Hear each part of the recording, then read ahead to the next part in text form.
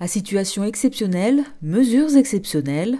Afin de limiter la propagation du virus, les écoles ont dû mettre en place à la rentrée de novembre un protocole sanitaire renforcé.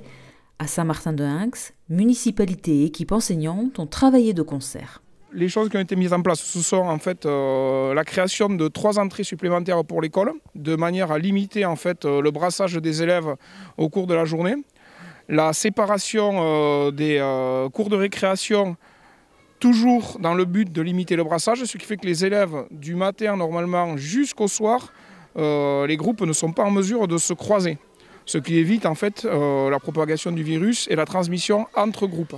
Voilà. Il en est de même d'ailleurs pour le réfectoire le midi, la cantine, où les groupes arrivent de manière différenciée en termes d'horaire. Voilà, ça s'étale de 11h30 à 13h30 environ. Et ça contribue effectivement à lutter également contre la propagation, ce qui permet aussi de nettoyer entre les services. Pour mettre en place ce protocole sanitaire renforcé et le faire respecter, enseignants, personnels municipaux et élus sont fortement impliqués et mobilisés au quotidien, notamment lors de la pause méridienne. Chaque classe a un référent le midi, donc qui les suivent de la récréation jusqu'au réfectoire, qui les servent au réfectoire et qui les ramènent en récréation et qui sont pris en charge à partir de 1h30 par les instituteurs. Et donc Laetitia et moi-même, nous assurons aussi ce service entre midi et 2. Voilà.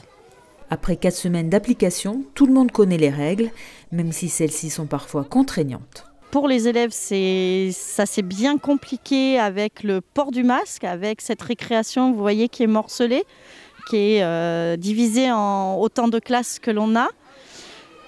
Il a fallu aussi adapter les horaires d'entrée, de sortie, rajouter du temps pour le lavage des mains, pour toutes ces mesures-là qui étaient nécessaires et indispensables, mais qui ont changé leur vie de petits écoliers. Mais les enfants ont une forte capacité d'adaptation qui a permis quand même de faire ça dans de la bonne humeur.